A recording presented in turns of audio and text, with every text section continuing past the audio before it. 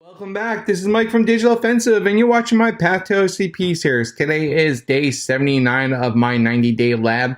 I have 11 days of lab access left according to this, and actually it's a little bit less than 11 days because the time zone differences between the portal and my time, but no big deal. After 11 days, I have 1 day off in between the end of the lab and the start of my test. Scheduled for March 21st for my test. My lab expires on the 19th. I plan to take that Wednesday to really just relax, kind of step away, reboot everything, get everything configured for Thursday morning. So it's come go time, I'm ready to start. So at the current time, where am I at? I have 98% of the public network complete. I have 2 remaining boxes in there. And one of the boxes I'm not too worried about accomplishing at this point in time. It's a very CTF-ish type of box. And this type of boxes have really just burned me in the sense of really wanting to go after them. And I know I should probably go after every box and learn as much as I can. But you get to that point where you're just constantly chasing things. And that's one of the reasons I kind of stepped away from Hack the Box for a bit. Not only to focus on the OSCP, but I was getting tired of constantly chasing each week, chasing those points, chasing the next goal. So I'll be happy if I need to skip that box. I'm not too concerned about it. Now the other box on hand, Pi. This one I really do want to get, and I've been chasing it for a while now. I have found what I believe to be the required information. I just need to figure out how to use that information on this box. And once I figure that out, hopefully I'll be able to at least be able to compromise that box. And at that point, I would feel that my lab time has been well spent. Altogether, I have spent approximately 210 days in the labs between my 2017 attempt and my attempt this time. In 2017, I did a 90-day lab. Once my 90-day lab expired, I still had about 30 days before my actual test because I waited too long to schedule my test. So I had to schedule so far out. So make sure that if you guys are taking your test and you're early on in the process, you're scheduling your test as soon as possible. Don't let too much time overlap if you think you're going to forget things. And that's what I kind of did back in 2017. So I basically paid for another 30-day extension in 2017. And I didn't take my own advice at the time. I didn't take an exam attempt and then take 30 days. I kind of just wanted to make sure I have that study time so I wouldn't have to worry about not passing. Knowing that a lot of people don't pass the first attempt, I should have just took a shot at it like I tell a lot of other people to do and just see where I was at. But hindsight being 2020. So between my 2017 and my current exam attempt, I am at about 210 days in the lab. Out of those days, I gotta say, this time around, I've got a lot of extra hours in this time around, I believe. Thankfully, my job has been willing to work with me for dedicating time for the study. I've been studying some late nights, on weekends, things like that. Whereas previously in 2017, I spent most of my time studying early morning hours and late evening hours. Also, at the time, my wife was running an in-home business a lot, so I would do a lot of work with her after the kids went to bed. Then I would get into my studying. So I was studying late into the night. Not really having a lot of time to focus on this. So hopefully this time around, the time I spend in the lab it will be much more helpful. This time around, I've been able to unlock all 3 networks. And that was one of my goals from last video is my 2 main goals that were left before passing an exam, right? Of course, passing an exam is number 1 goal. Which I don't really consider in these lab goals, was to basically unlock the admin network, which I was able to do, I believe it was actually the night after I posted the 72-day video. I was able to get in and unlock the admin network, as well as do some enumeration and compromise a host in that network that I've been after for some time now. That was on my hit list of hosts to get. So that host has now been compromised, and it was actually a good learning experience, a little bit easier than I thought it was going to be, but still was pretty cool compromise of it. One of the things I want to cover in this video was around pivoting and talking about different types of tunneling between networks. Not only for the OSCP, but for anything in general. I see that question get posted a lot, and by no means am I expert in pivoting and tunneling. There's probably better ways to do this. What I want to go over is some of the key simplistic concepts to use, not only in the OSCP, but in Hack the Box, and maybe just in general in your normal day-to-day tasks. One of the organizations I volunteer for a lot outside of my job is the Collegiate Cyber Defense Competition. And early on in our regional qualifiers, so basically when the teams are getting ready to go to their regional competition, right? And you basically qualifying to get there is we have to pivot our traffic from our local machines into this VPN solution so we can carry out attacks against the students in that environment. And in those scenarios, we're doing so much pivoting and things like that. And a lot of people that start off with us, they get confused as well. So it takes some time to get everyone to understand pivoting and how it's working in these environments. And once you have the base concepts, you can usually apply it, especially if you draw it out. And I find sitting down and writing it out, kind of drawing a diagram of each hop I want to go through, really helps in determining which type of tunneling I'm going to do and where I need to set my pivot points. So with that being said, let's jump over to some of my notes here and let's go through these. So first off, I want to start with some reverse pivoting. So we basically use this when we cannot access our host directly. So let's say that we're able to SSH into a host, and that host is dual homed, and that host allows us to get traffic from that host into another network, and that other network cannot talk directly back to us. For us to do that, what we want to do is basically a reverse tunnel. Basically, we want to use the SSH-R command, and what we would do with that is basically do SSH-R, the Cali port we want to listen to. So this is going to be the local port on our machine that we're going to listen to. So let's say that we want to listen on port 9090 here. The remote IP address, or actually let's use this example here, 7070, since I already used this. So what we want to do here is let's say SSH-R 7070, the IP address of the machine we want to talk to in that remote network that we can't reach directly and that can't reach us directly. We want to put that IP address in there, and then the port we want to reach on that machine. So in this case, it's a web application that I want to be able to talk to. And then basically we're going to SSH back to ourselves. So we're going to put in root at our local machine. And when that happens, it's going to prompt us for our root credentials. We're going to enter our root credentials. Now our local machine, what we can do is we can then open up our local web browser and go to http://127.0.0.1, our local loopback address, with port 7070. And that basically will now tunnel our traffic through the compromised host into the other network that we can't reach and allow us to access that resource that we normally couldn't reach. And from there, we can do additional testing. We can run our Dirbuster, our Derby, whatever tools you're using for web enumeration. You can run through that tunnel and do the testing. Now, the problem with this is like a firewall. Think about port address translation on firewalls if you're familiar with that topic. You know, you have NATs, which is like a one-to-one addressing on a firewall, or you have PATs, where it's like many to one. So let's say you have a firewall that only has one public IP, and you want to allow multiple ports or multiple inbound connections to different services. You basically have to open up a different port for each one of those connections and map it back to something internal, similar to using the SSH tunneling in this format. Basically, it's a one to many. So basically, we have our one IP, but we have to open up multiple ports and allow it to different resources each time, which becomes cumbersome. It gets hard to manage over time, especially if there's multiple ports you want to do. It becomes a little tricky, right? It's something you have to keep track of, and each time you want to do this, you have to open another connection and do it that way.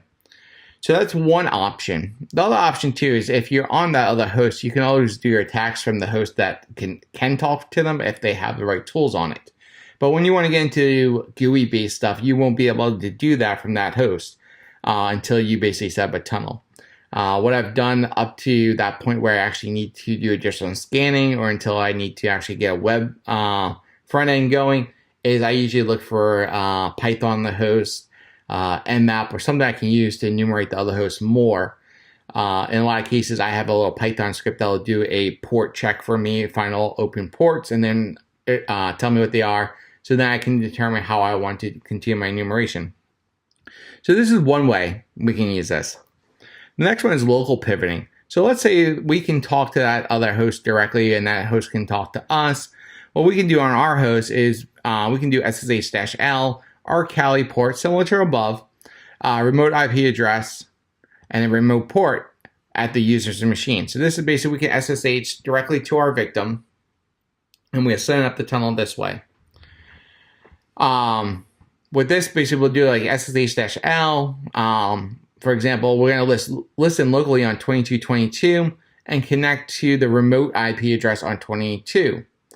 I choose 2222 because most likely I already have SSH listed on my machine, and you can have the same port used twice. The difference here is we're going to type in the user at the jump host, or the user or root at the jump host, whatever account we have at that compromised machine. We're going to go from our local machine again out over this tunnel and attack that service. Now, this is great if you have connection back to you, right? If that host can talk to you directly, you can do that. Or you can talk to that host directly, you can do this. You can also chain either of these commands on multiple hops as well. So these are the two simplistic ways of doing pivoting. Both of them work really great. Now, the next one we can talk about is around dynamic SSH tunneling. And with dynamic SSH tunneling, it's basically, this is a prelude into using proxy chains. What this allows us to do, let's take this image down here for example. Let's say we're on a local Kali machine, and we compromised a machine in network A, and we're going to call that machine jump for like a jump box. That machine, on the same network there's a host called compromised dual homed. So basically this is another machine on that same network as that jump box that we have compromised, and that just happens to be dual homed. So it can talk to A and it can talk to the next victim, but it can't talk directly back to us, and it can't, none of these machines here can talk directly to the victim. So we need to go through the jump box to be able to talk to the compromised dual home box, and then we have to go from the dual home box to be able to talk to the victim box. That victim box can't ever reach back to any of these until we set up this type of pivot. So the first thing we want to do is we want to set up our first SSHD going from the network A box. So we compromise the network A jump box. We're on that box, SSH'd into it, and while we're SSH'd into this box or from the shell that we have access to, we're going to type in SSH-D and a port. Now, choose ports that are not being used and choose them in sequential order to be able to keep track of it. So start at 001, go to 002, 003 for each one of your hops. It's going to make it much easier to keep track of where you are, where you're going. So we're going to issue SSH-D 8001 root at Kali from our compromised jump box. That's going to make that connection back. We're going to enter our root credentials. From there, we're going to connect over to the compromised dual home box. Once we're on the compromised dual home box, we're going to then enter a similar command, SSH-D 8002 user at the compromised jump host, and then we're going to connect there. So basically now we have two pivot points set up. We have a pivot from the jump back to us, and we have a pivot from the compromise to the jump, which ties back into us. For us to be able to basically use this, we're going to edit our proxy chains config file. And I'll actually bring up our proxy chain config file to show you this, since this is nothing specific to the actual OSCP. And let's do this. We're going to cd/etc, and we're going to do vi proxy chains. Now there's two settings in here we want to make sure we edit. First one is we want to enable dynamic chain. For some reason, I have not been able to get it to work with just strict chain. And my understanding of how dynamic chain works is if one didn't work, it should jump over that and go to the next one. It doesn't seem to be the case. It still goes in order, but for some reason, it seems to be working properly. So, First thing we're going to do is we're going to remove the hashtag that's in front of dynamic chain. We'll put a hashtag in front of strict chain. Then we're going to come down here, all the way down here.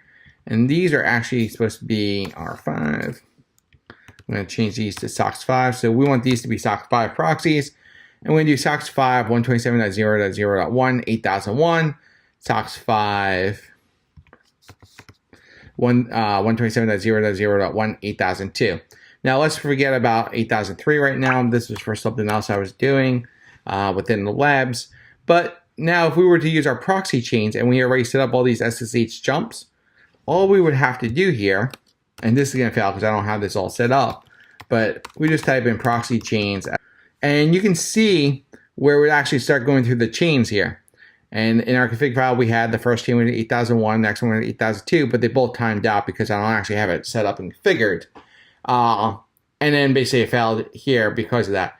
Now, if it was to work, we'd actually get prompted to log in with our credentials and we'll be able to tunnel. These three methods will get you through majority of the labs, majority of HTTP. The one thing I could not get to work with proxy chains, my main reason not using it all the time, since it's very simple once you have it set up, that you don't have to keep opening up multiple ports, is I could not get Firefox to run properly through it. I kept getting timeout issues.